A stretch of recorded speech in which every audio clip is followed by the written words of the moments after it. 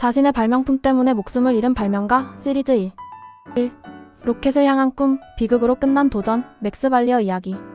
1895년 오스트리아에서 태어난 맥스 발리어. 그는 당시 가장 유명한 로켓 과학자이자 발명가 중 한 명이었습니다. 1930년 1월 25일 그는 세계 최초로 리퀴드 엔진을 장착한 로켓카를 5분간 운행하는데 성공하며 큰 주목을 받았죠. 하지만 그해 4월 19일 알코올을 연료로 한 로켓 차량 실험 중 차량이 폭발하고 말았습니다. 직접 차량을 운전하던 발리어는 심각한 부상을 입었고 안타깝게도 28일 뒤 세상을 떠났습니다. 과학의 진보는 때로 목숨을 건 도전에서 시작됩니다. 맥스 발리어는 로켓 개발의 역사에 영원히 기억될 이름입니다. 수중 전쟁의 선구자 호레스 헐리의 마지막 항해. 미국 테네시에서 1823년 태어난 호레스 로슨 헐리는 남북전쟁 당시 선박 기술자이자 해양 엔지니어로 활약했습니다. 그는 자신의 이름을 딴 세계 최초의 실전용 잠수함을 개발해 3번의 시도 끝에 마침내 성공에 이르렀죠. 실험은 현장에서 직접 지휘했고 마침내 작동하는 잠수함을 세상에 선보였습니다. 하지만 비극은 1863년 10월 15일 발생합니다. 운항 중 사고로 호레스 헐리를 포함한 8명의 승조원이 모두 잠수함과 함께 바닷속에 잠긴 것이죠. 혁신의 길엔 위험이 따릅니다. 그의 도전은 이후 수중 전투기술의 초석이 되었고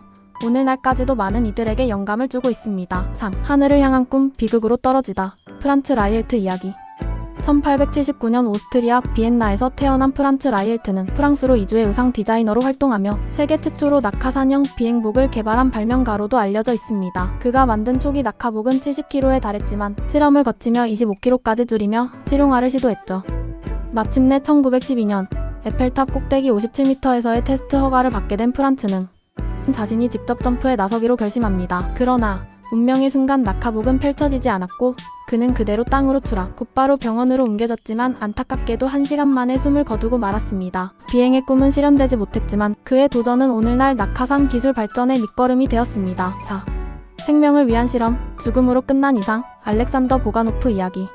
러시아 철학자이자 의사, SF 작가였던 알렉산더 보가노프는 1873년 러시아 제국에서 태어나 수열로 인간의 수명을 늘릴 수 있다는 이론을 세우며 주목받았습니다. 1925년부터 그는 실제로 수열 실험을 통해 시력 회복과 건강 개선을 시도했죠. 그러던 어느 날 말라리아와 결핵을 앓고 있던 한 학생의 피를 직접 수혈받은 보가노프는 안타깝게도 세상을 떠났습니다. 하지만 놀랍게도 그 수혈을 제공한 학생은 오히려 완전히 회복되었다고 합니다. 그의 실험은 비극으로 끝났지만 수혈 연구의 역사에 남은 도전으로 기억되고 있습니다.